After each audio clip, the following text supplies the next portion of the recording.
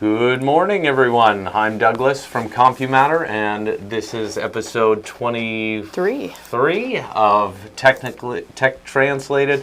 And we're down here at CompuMatter, a local computer store in Anacortes, Washington. And we just want to try to translate things in technology, make them easier to digest, and make the tools easier for you to use.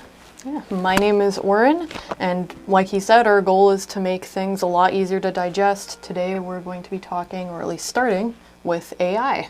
Yeah, and how we can utilize it a little bit on research. AI. I wanted to sort of make a bold discussion on research in general, because computers are a tool that you're able to use to research many different things. And if you're having issues with technology, research becomes number one on what you need to do to figure out how to solve your problem before it drives you crazy. That's true. And one of the things I'd like to bring up first is that we should check if we are actually saying anything in live. That's a good thing. Okay, we are. It sounds like we are. And again, we have chats open in YouTube and Facebook. So if anybody has a question or has something on a topic that they'd like us to discuss, feel free to leave a comment. Yeah, we'll be able to see. Let's start with when researching things. The internet is a big place, and there's tons of information to gather. It can be a little bit overwhelming. So when you do research, I always advise, and this is something that I'll always try to catch myself on, is when you find yourself believing that the information is accurate, it is definitely worth checking another source. Multiple sources make it so sometimes you can tell that somebody's stretching the truth a little bit in one side, or if they're just making the article in a way that even if the information is correct, it's making you think one thing rather than another. And breaking down those sources, you can find the common denominator and figure out where the true information lies. Yeah, and depending on what you're researching too, if you're on a particular article, sometimes it will cite the sources at the bottom. So if you wanted to read more on that directly or where they got that information, that would be a good place to check. But it is overwhelming sometimes because there's so much information out there. So another key point that people can remember is when you're asking the question, say to AI or to Google, write down the question and then reword it. If you're not finding the answers that you're looking for, put the words in a different order, ask the question in a different way, because as you would imagine, everybody out there who's writing articles is writing them in a different way. And so you might be able to find somebody who's speaking about your issue a way you'd be able to ingest it a little bit easier. Yeah.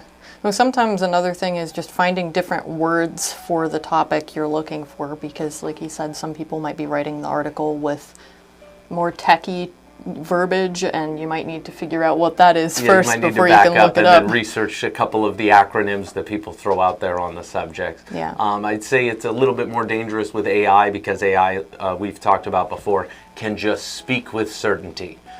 So even if it's wrong, it will still say it with full conviction, like it's 100%. So when asking AI, sometimes asking the question multiple ways can break down, and you can figure out where the truth lies, and then from there you can look it up online just to cross-reference with the AI to make sure that everything's real, because it's really easy to find yourself into a rabbit hole and believe things that are definitely not happening. Well, I have a funny one to share with people. I don't know if it's been fixed, but for a while, if you ask ChatGPT how many R's are in the word strawberry, it will confidently say 2 when there are in fact 3. And I have seen a few people trying to tell ChatGPT, no, it actually has 3 strawberries. And sometimes it will even get angry about it a little bit in the ways of saying, no, this definitely has, this only has 2. So you do definitely have to check and fact check what you're looking at sometimes to make sure. These are tools. They are attempting to work for you, but there is a little bit of you that has to play a role in how that information is gathered. And so with technology specifically, if you're looking up stuff, just try to cross-reference it.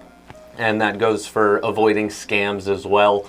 That's a big thing that we have to deal with technology, is people who know about technology are using that to the disadvantage of people who are unaware.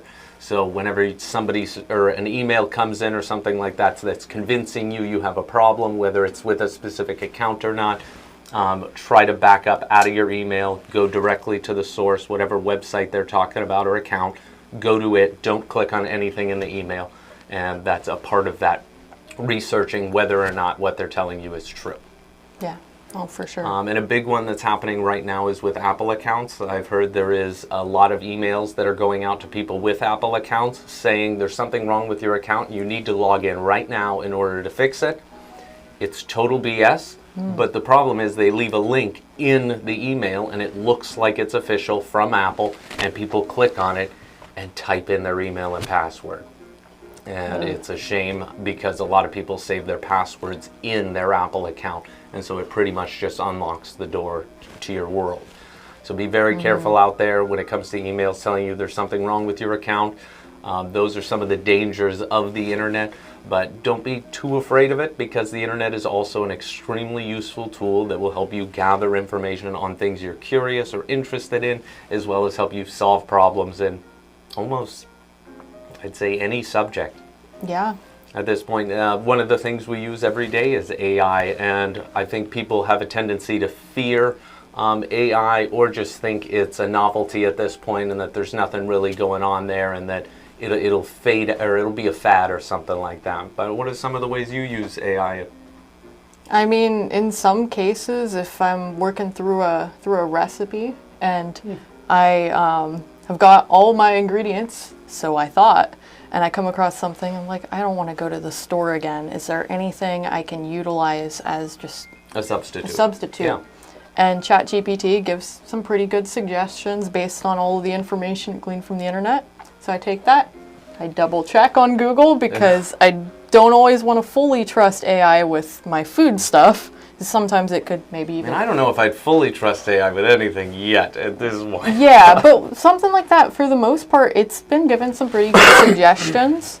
And you can do all sorts of research using AI just to get some better ideas Yeah, I of made why some homemade things are the way. mouthwash yesterday using AI. That's an interesting one. Yeah, peppermint oil, MCT oil, clove oil, Wow. and water on the stove. It was disgusting. Yeah. Oh, a little bit of baking soda as well was in there. But hopefully it Did it works. work? It worked. I mean, it's mouthwash, and all of that stuff is antimicrobial and antibacterial, so it'll definitely still do the job. Aside from that, we use it almost every day down here at CompuMatter when helping figure out a computer problem, and it's really cool to just be able to type in the symptoms you're having.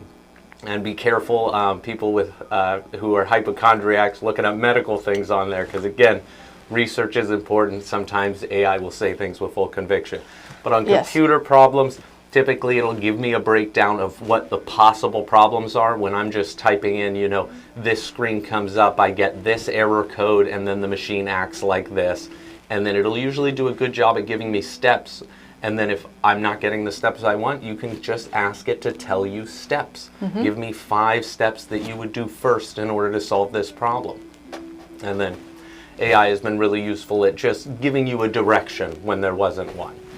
Yeah. And aside from cross-referencing and making sure you're not just going at exactly whatever it's saying, that's the most important part. It is a useful tool, and just try not to ignore it, because I have a feeling that AI in the future will be a lot more helpful than that.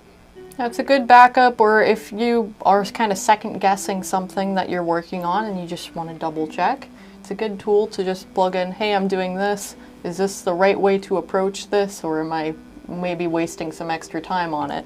And it gives you a good idea of what other people typically do. And Yeah, and I'd say just like with your computer, even the technology in the computer and the cell phones can be a little bit overwhelming for some people, because there's so many features and things going on that you don't really want to use, and you don't really know what you're getting into, and you don't want to mess anything up in the settings. So a lot of using this technology is curating it so that it works for you more efficiently. So forget about all the features that you don't use. There's a lot of shortcuts and apps on phones that could be deleted or at least moved from the home screen so that all you're looking at is what you need. I have a woman that I'm going to be helping out later. Her phone's just got too much crap on it. And I'm just going to remove everything but her phone and text messaging on her main screen with a browser, so that she doesn't have that sort of feeling when she goes to pick up her phone. We can just guide her through the process a little bit better. And that's one of the things we do down here a lot, is help train people to use the tools more effectively. is that on an iPhone? I don't know yet. Oh. Well, most of the time, if you do want to get rid of an app on your home screen, the process on a phone or on a tablet is holding your finger on the app itself. And then either if it's an iPhone, it'll start shaking in fear. Yeah. And then you can press the X button to uninstall it. Or if it's on an Android, a lot of times you have to, with still holding your finger on it, start moving the app upwards, and you'll get an uninstall trash can that you can put it in. On the iPhone, I think they changed it to a little minus button instead of the X. Oh, really? So the minus button is because some of the apps on the iPhone you can't actually get rid of. But they gave you the minus so that you can hide it. Oh, okay. Which is a pro and a con, because some people hide their app that they use all the time and they don't know it's still in the phone somewhere, and they can't make phone calls until they find it. Right. Actually, I think the feature to remove from the home screen, since they started introducing the search on the side, it used to be an X, and then maybe it switched to the minus because it gives you either delete app so or on the remove from iPhones, home if you screen. swipe all the way over to the right side, most of the apps that are hidden from the main screen you should be able to find over there. And on the Android, it's complicated because there's a lot of phones out there. But ultimately, to remove stuff from your home screen, you usually, when you hold down on the app, it'll show a remove button somewhere. Just don't move it to the uninstall area if you want to keep that app. True. And XVJ, thank you for watching our channel. I appreciate hearing that. That's a part of our mission down here, is to be able to help people out and make things easier to use. And you're welcome. I'd say usually I'm using the AI for fun, and I talked about it the other podcast, is I'll get together a bunch of ancient philosopher and great minds from in the past, and sometimes Jesus, and I'll tell AI to only use quotes that these people are actually known for saying. So when we do get into a discussion about a theoretical physics or about maybe a social experiment, they chime in with what the people would say from history without making stuff up. So trying not to make it a storytelling event, and trying to gain a little bit of history from those people in the past. That is really creative. I want to see what that looks like, it's too. It's pretty fun. Sometimes it gets out of control when I tell it to describe things in story. Then it'll start making up things that people are saying, and I have to reel it back in. Yeah. But that goes with anything. Regarding AI, you can actually tell it to speak in an accent. You can tell it to say things in a certain way. It can't impersonate people, or at least it says it can't, and then sometimes does. But ultimately, you can curate it to be able to talk to you how you would like to be talked to, and how you would like a story to be told, or how you would like your information to be fed to you. Yeah. Yeah, if you were working with something and you asked it a question and it had too many pieces of information that just wasn't well explained, you can tell it to explain it like I'm a 10-year-old, and it will dissect it and make it a lot easier. And sometimes in the other direction, if you feel like it's moving a little bit slow, you can tell it to sum it up in a paragraph. You can tell it, even if you're saying, describe it to me like a 10-year-old, you can say, and then say that in less than a minute. And it'll shorten its answer so it has less flavor text, is what I would call it, where it's just saying things that make you feel like it's building up to decent information, but it's just trying to sound intelligent and make it take longer. Well, on the flip side, too, you can also say, give it as much detail as possible. I want to know everything about this topic, and organize it in this way, and you can actually get really custom with that. Yeah, but I think the really big thing with technology is curating it so that it works for you. Because I feel like a lot of people, the technology is a frustration because of all this stuff they don't understand or they don't even use of the device. And of course, ads that are constantly popping up that we try to limit as much as possible with ad blockers and different software. But some of the stuff you can't get rid of. So working around it becomes the best way.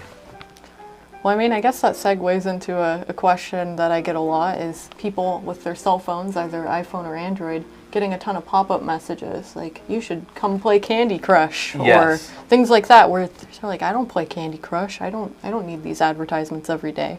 How would one turn those off? So finding out where a notification is coming from is probably at the top of the list, aside from just notifications being annoying and filling up your phone notification center with all this garbled mess from all over your phone.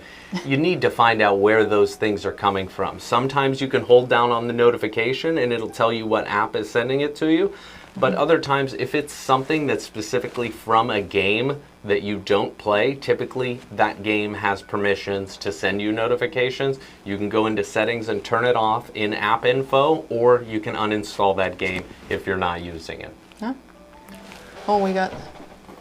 Is that a Jewish permit? Good morning. Is that chair taken? No, this Nope. is for you. Welcome back, Yeah. boss. Thank you, thank you. I was just reading a comment out here. Oh, nice. Oh, yeah, that's another useful thing you can do with AI is taking pictures is now a feature that a lot of the AIs have. So for either translating text on a menu of a foreign restaurant or being able to just take a picture of something on the wall in another language, you can get a sort of on-the-spot translation of what's there, as well as there's the ability to record and then ask it to translate. Just make sure who you're recording is okay with that, unless it's in a public area, and then I think that's totally legal. Yeah. Otherwise, we're talking that's cool. about research, technology being overwhelming because of all the features it can have, and sort of the big job is curating the tool to be able to work for you rather than being overwhelmed with all these features you don't even use.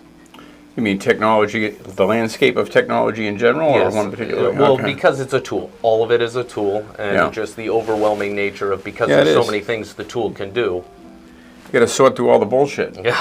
I mean, there's a lot of stuff out there, and it is overwhelming, and it's our job in this business to find out what is really effective and what's just more people talking on a YouTube channel. Oh, I guess that's you know, and just the rhetoric. You know, they're all trying to do their thing. There's a lot of talking heads out there, and so yeah, I try to very quickly. Like for instance, the other day there was a digital signage software I stumbled upon.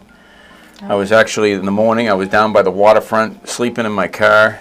Because I was just wore out from the night before, working too long, getting up too early, and I said, you know what, I'm going to take a nap. And I reclined the seat, and I fell sound asleep. And when I woke up, about 20 minutes later, my YouTube video was still playing in the, you know, the phone holder under the mirror. I kind of go to sleep to that sometimes, just let it play. So I woke up to the some guy talking about digital signage software. I wasn't even looking for digital signage software, but I find it very interesting. So you know, What is that digital signage so if software? you like, What is that? The reason I found it interesting is because we But have what is it? We have, well, maybe an example. Okay, all right. We've got a 40-inch monitor sitting in our showroom with nothing on it, right? A beautiful picture of nature. But Right, but with digital signage software, I can install that on a server, and I can create a series of advertising-related things to appear on that remote monitor, and it can be video content, and it can be audio, whatever we want it to be, and it can be timed so that at this time of the day that shows up, at this time of the day that shows up.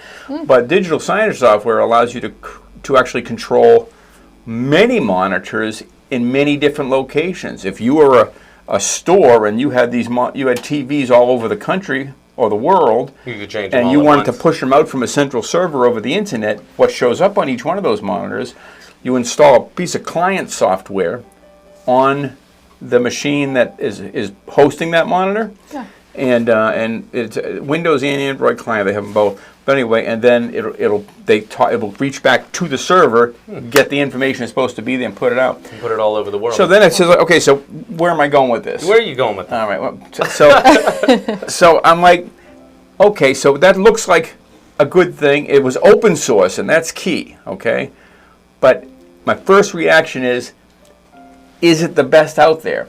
Is it the only thing out? Is it garbage? This is one YouTube video, right? I just happened to wake up to it. It looked good, but my first reaction is, Well, they always look good when they're selling it. I go to AI. I go to AI and say, give me a list of the top 5 open source digital signage software programs. And it came up with a list. And then I went to some of, and this is important actually, because then you go to the software product like GitHub, right? Yeah. And you say, okay, oh look, this one's it's not being maintained anymore. Okay, so I don't want anything to do with an open source that's not being maintained anymore. It's 2 years That basically means sitting dormant. An open source project where developers are volunteering time to throw at it, and that project has stopped, and nobody's no longer looking after it. So if something is a bug that's in it, it's not getting fixed. So then the next Yeah. thing is, okay, so let's whittle this down to only those that are actively maintained. Whittle this down that are actively maintained, that have a larger development force, more people working on it. And so these are the questions you ask to basically you're trying to determine the credibility of before you waste your time on software. Yeah, and that ties in deeply to what we started off with, is when you're researching something, getting multiple sources. Whereas he started off with a video and then researched it using AI to get a breakdown of what best direction to Because go. otherwise I could spend the next 30 days of my life mastering, which the name of the program is Xibo, Xibo, if anybody's into that sort of thing. I could have spent the next month of my life mastering Xibo based on that video and my perception, only to find out 30 days later that there is another program that does it better. And so that's a big toilet flush. You can spend years of your life. Depending on what you're trying to accomplish, yeah, you can spend a long time researching a product and finding out there was something better you could have had your time divested into. Remember Flash? Yeah, I still know how to use Flash. Do you 4. remember Flash? Yes. Okay. And I spent years. Macromedia made a product called Flash, and it's for animation. It's just another example of technology, and you've got to choose right. When you're thinking about investing in technology, you're investing not just your money, but you're investing your time, you're investing your future. And there are, as you say, multiple products that fill a similar niche, and you have an obligation to make sure you don't pick wrong. And one of those other examples for me was Macromedia Flash. Great software, animation, created some beautiful websites, and this was before the days search engines were really critical. But then all of a sudden I realized that the search engines couldn't see through Flash.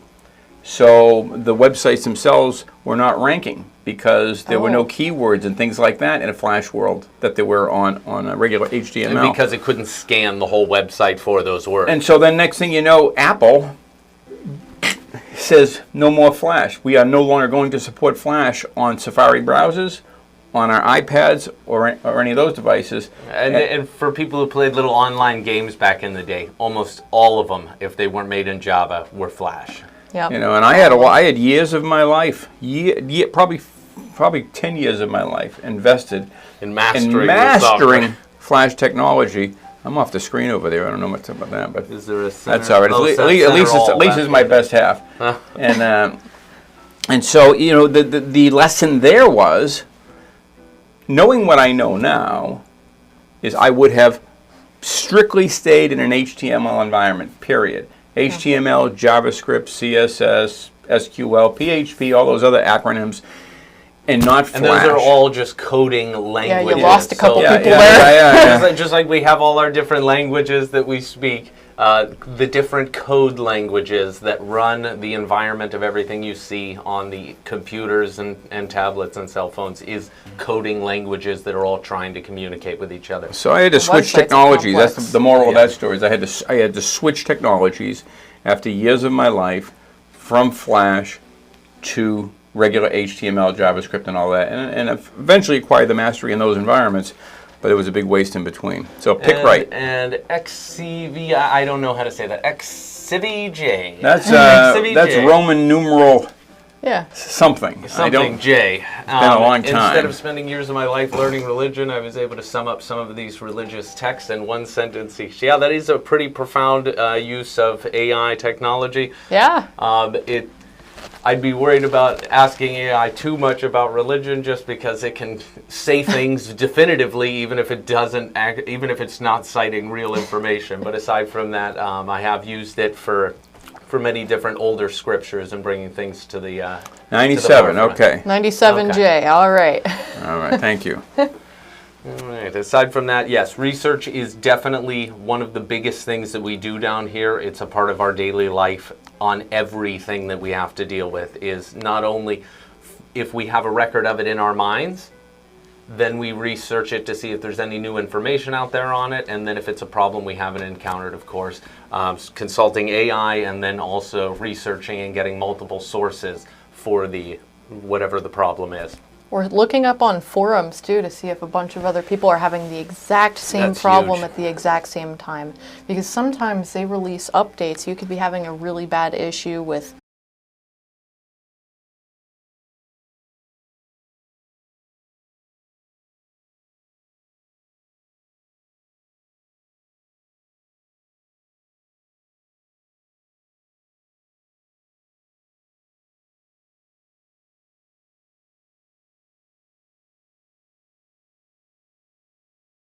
Two, three, four. No, that says November 30th.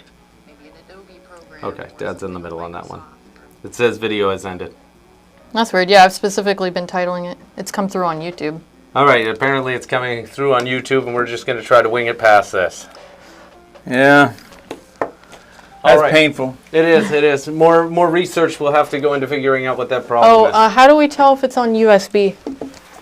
Maybe we should check yeah, that. well, I don't know if we should do that now, though, but... Yeah, but, I guess so. Yeah, I guess so. Yeah, I mean, it's... So one of the things she was mentioning was researching whether other people are having this problem. That one hit me this week really hard because I spent about an hour of time on somebody's computer issue, and after all the research had found forums from the company that makes the software as of the end of November, saying that they're very aware of the problem and they are attempting to work on it the best they can, and they're pushing out updates as soon as they're available. And so if I would have found that first, that would have saved me an entire hour of dinking around with different settings and trying to figure out why this isn't working, when in reality there was no fixing it. It's an error that the company released in an update, and they're in the process of solving it. And so I was able to call the customer and say, you know, for this type of issue, I'm going to go ahead and just knock the labor down to the half hour. Even though it's not my fault, I want to be better at the research, and I want to be here to be a good service for the community. And so we're honest with how much time it takes and what the job actually is. Yeah. That's also probably why we're not billionaires. Might be why we're broke. Yeah. But the truth is, research is very important in every field, but definitely very important to us down here to do the research correctly so that you can save time and make the most out of it. Make the most out of the technology and the useful tools that are there. Yeah. So how can people look up that particular issue they're facing on whatever software to find the most recent updates on a forum? How would you phrase it in a search? I mean, for this one, I literally had to phrase it as what was happening. I go to do this, and then the program crashes. And I looked up how to solve that first, rather than just looking up, I'm having that issue. So it was a simple, I just needed to ask, why am I having this issue? And people in forums were complaining about having this same issue, and I got straight to it. But in the beginning, I was saying, I'm having a crash in this program. When I go to do this, what are the first things that I do to solve it? And I'd get a breakdown of, you know, check your graphics drivers, which were out of date. So I did benefit this customer in some ways getting to that problem, but did waste some time because there is no solving it. Well, to answer that same question, when I'm searching for something and trying to zero in on my issue as quickly as possible, it's important to get rid of the fluff in whatever it is you're describing, and just concentrate on the keywords that you know a person experiencing your problem will have entered into that forum themselves. So whatever those keywords are, and put them in quotes. So because if you really want to make sure, if it's absolutely necessary, for people who don't know this is important. If you quotate something in your search, it will word for word. It'll verbatim whatever you put inside a quotation. I was just going to say that. You just took the words right out of my mouth. Oh, well, I didn't. We'll put quotes on it. We'll put quotes on it. Yeah. What he said. And you can also put the year too. Another thing. Sometimes I will look up, I'm having this problem, just like what Douglas did, and the top articles will be from 2020 or 2022, and you know that problem's already been resolved by the company by then. I'm looking for what's happening now to this software. So sometimes I'll look up November 2024 and add that on, because sometimes it'll search for the most recent forums and then I'll see the top results and then maybe 10 people. By change, you're going to tools and restricting the time to the last month, the last year? No, although you can do that too. Okay. I just typed in November 2024 and it still is able to search the text for that that's date. good. And then it depends on which search engine you're using, but there is also search settings. So for Google, up in the, I believe it's the top left-hand corner, there's a filters area, and you can filter out age range of the different articles. So if you're looking at something that is newer, you can make sure that it's in that time frame, rather than looking up the sea of information that's available to the world. Yeah, no, that can really help customize things too. Yeah, and a lot of people don't know you can restrict the website that you get your search stuff.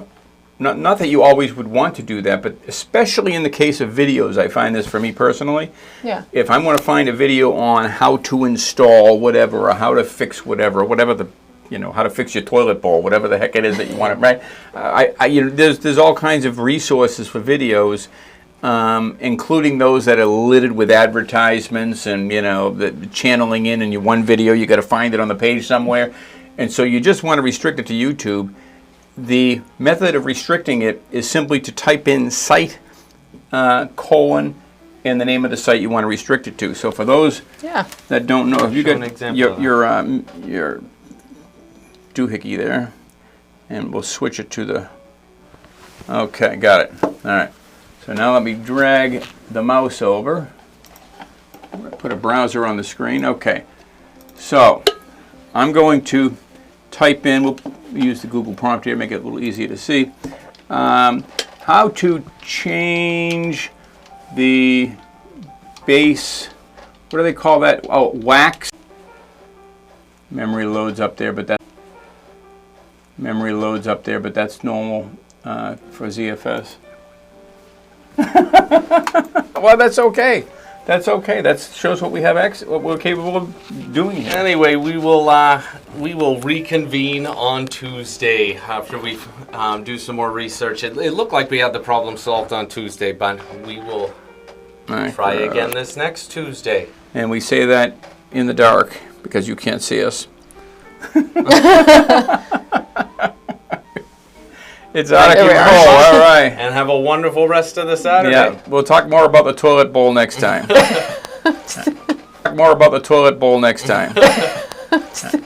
All right. Take care.